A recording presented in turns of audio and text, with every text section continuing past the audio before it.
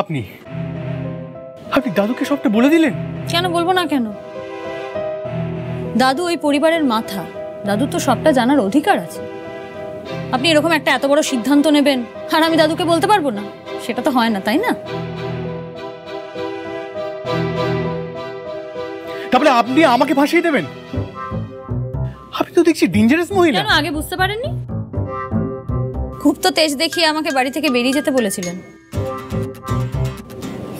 এবার দেখলেন তো ঋদ্ধিমান সিংহ রায়, আপনারই কেমন নিজের বাড়িতে ঢোকার রাস্তাটা বন্ধ হয়ে গেল। এইভাবেই প্রতিশোধ নিলেন তো আপনি? এই আপনার আমার প্রতি how can you do this to me? না, কেন করতে পারবো না?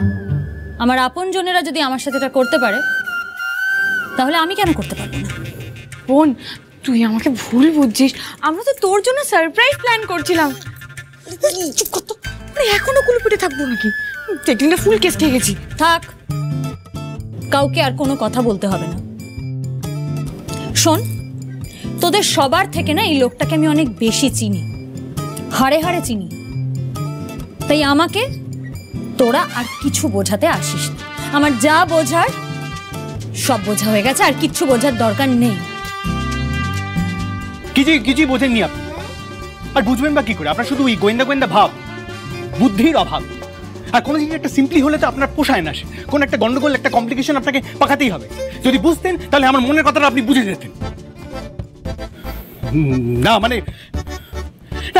আপনি বলুন তো, আপনি সবসময় আমাকে প্রশ্ন করেন কেন যে রীতিমামা বলুন এটা কি হয়েছে, ওটা কি হয়েছে? কেন বলবো আমি? আপনি বোঝেন না, কেন বলবো? এখন তো খুব গায়ে জ্বালা ধরেছে দেখছি। আমাকে যখন বাড়ি থেকে বেরিয়ে যেতে বললেন তখন ভেবে দেখেছেন আমার কেমন লেগেছে? দাঁড়ান 1 মিনিট। এই রে, ফুল কেস কোথায় গেল করি? ওটা তো অভ্যেস, উনি কোনো কিছু উত্তর না দিতে পারলে উনি তো পালিয়ে যান সেখান থেকে। না, এটাই তো। পালিয়ে যাব কেন? আপনার এই লাগেজ ব্যাগটা আনতে গেছিলাম, নিজের জামা কাপড় তো আমি গুছিয়ে নিয়ে চলে এসেছি, আপনার জামা কাপড়টাও গুছিয়ে নিয়ে এসেছি।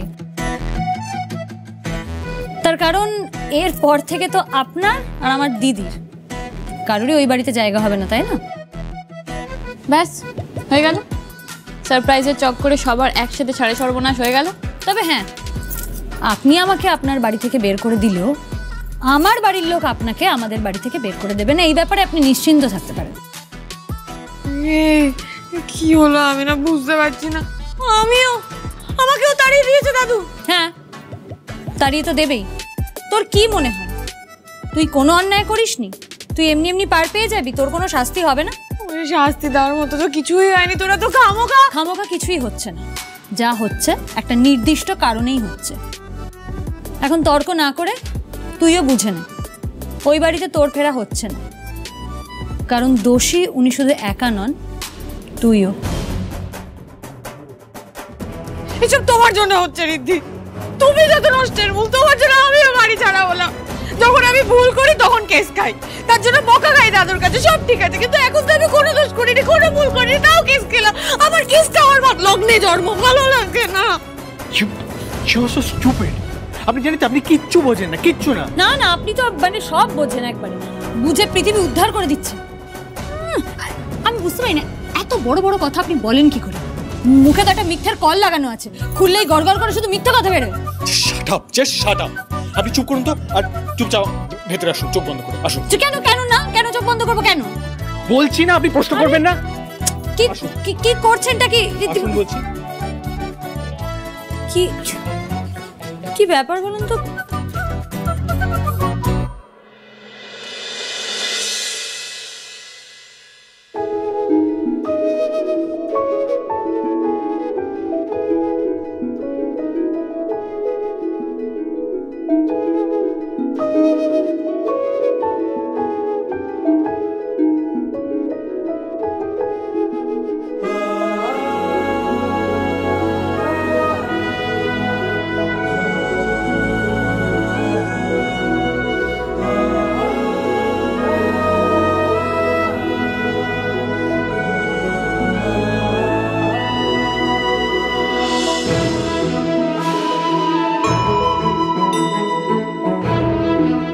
দেখুন, আমি যা কিছু করেছি আপনার মুখে হাসি ফোটানোর জন্য, আপনার ইচ্ছে পূরণ করার জন্য, আর তাতে বনি আর দুটি আমায় সাহায্য করেছে। আপনি তো বলেছিলেন আপনাদের বাড়িতে আগে বড় করে পুজো হতো, যখন জেঠু ছিলেন খুব আনন্দ হতো।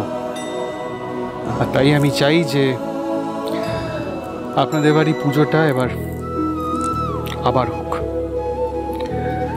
আর ঠিক আপনার জেঠুর মতনই এবারে মাকে আপনি ফুটিয়ে তুলবেন আপনার তুলির টানে। আপনার জেঠুকে তো আমি ফিরিয়ে দিতে পারবো না, কিন্তু সেই সময়টা, যে আনন্দের সময়টা আপনি কাটিয়েছেন, সেটা চেষ্টা করছি আপনাকে কিছুটা হলেও দেওয়ার। আশা করি আপনার ভালো লাগবে।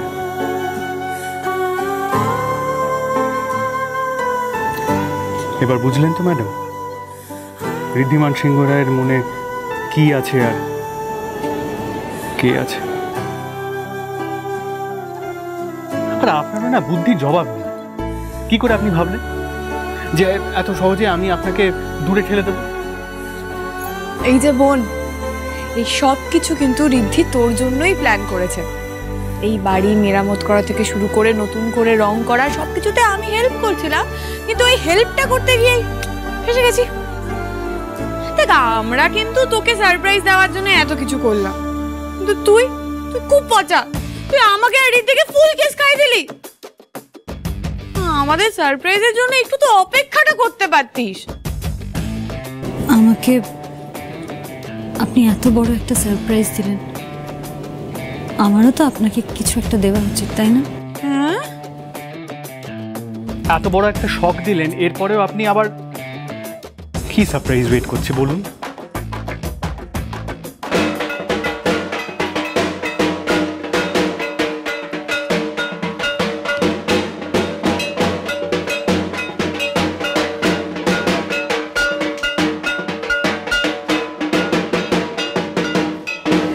এই যে আগামী 4 দিন ভট্টাচ বাড়িতে পুজো কাটাতে আমরা সবাই হাজির। একদম। আরে বাবা, পুজো বলে কথা, দুর্গা পুজো, একসাথে আনন্দ না করলে হয় বলুন বাবা? ঠিক। আপনারা এসে গেছেন? বাবা বাবা, বাড়ির সবাই তো চলে এসছে, তাহলে তো আমার আর ছদ্মবেশে থাকার কোনো দরকারই নেই।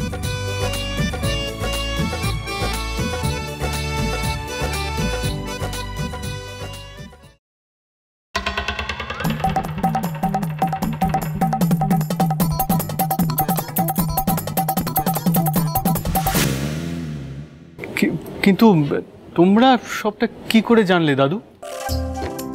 না মানে আমরা তো খড়িকে প্রথম সারপ্রাইজ দিলাম, মানে উনি তো নিজেই জানতেন না কি হচ্ছে, তাহলে তোমরা মানে? ভাই, তুমি বড্ড ছেলে মানুষ। আরে বাবা, যে খড়ি ওইরকম একটা বুদ্ধি করে অত বড় কম্পিটিশন আমাদের জিতিয়ে দিল, সে তোমার এই চালাকিটা ধরতে পারবে না, এটা তুমি ভাবলে কি করে? মানে মানে আবার কি? তুমি যতই ওকে রাগিয়ে ওকে লুকিয়ে সারপ্রাইজ দেওয়ার চেষ্টা করো না কেন, খড়ি দিদি কিন্তু ঠিক ধরে ফেলেছে। ঋদ্ধিমান, তুমি কিন্তু আবার বোকাট্টা হয়ে গেছো। কিন্তু ব্যাপারটা হলো কি করে? পুরোহিত মশাইয়ের পুজোর ফর্দ।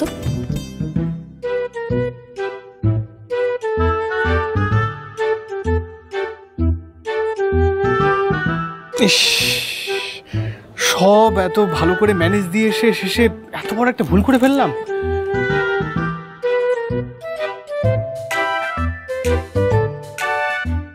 শুনুন ঋদ্ধিমান বাবু, আমি না খুব ভালো করে জানি আমার দিদি আমাকে কোনোদিনও ঠকাবে না। Yes yes yes yes yes yes, তার মানে আমি বেট জিতে গেছি। আমি বলেছিলাম তুমি আমার বোনকে বোকা বানাতে পারবে না। আরে বেট করতে হেরে গেছে, হেরে গেছে। Hero party, Hero party. হা হা হা, রাইট, অলওয়েজ রাইট। আচ্ছা, আমি তো জিতে গেলাম। কেমন ভাবে জিতলাম একটু বলো সেটা। কি ঋদ্ধিমান, এবার বলো সারপ্রাইজটা কেমন পেলে? দাদা কিন্তু পুরো 3 বল। হ্যাঁ, সত্যি এত চালাক বউ হলে বড় মুশকিল। একটা গুছিয়ে যে সারপ্রাইজ দেবো সেটারও উপায় নেই। কে বলেছে উপায় নেই? হ্যাঁ, আমি কিছুটা আন্দাজ করতে পেরেছিলাম, কিন্তু এই এত বড় আয়োজনটা তো ভাবতেও পারিনি আমি। আপনি যে এত কিছুর আয়োজন করেছেন, এখানে না আসলে তো সেটা জানতে পারতাম না। সত্যি মনটা ভরে গেল। দাদু, তার মানে আমি বাড়ি ফিরতে পারবো তো? না, এখন না। ও দাদু, এরম বলছো কেন? কেন আবার কি? আরে বাবা, বাড়ি ফিরে তুমি এখন করবেটা কি? আমরা সবাই তো একদিন এখানে থাকবো, একসঙ্গে হই করবো। তুমি বাড়ি ফিরবে একদম পুজো কাটিয়ে, বিজয়া দশমী কাটিয়ে, সেই একাদশীর দিন। এ তো আমার সৌভাগ্য। চলুন বাবু।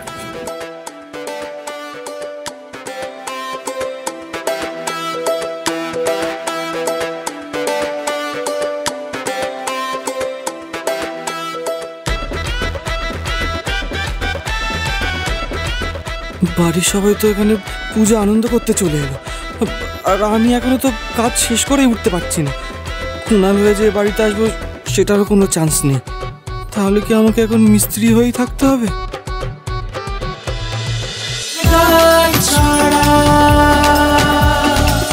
চলো চলো চলো চলো চলো পাল্টাই।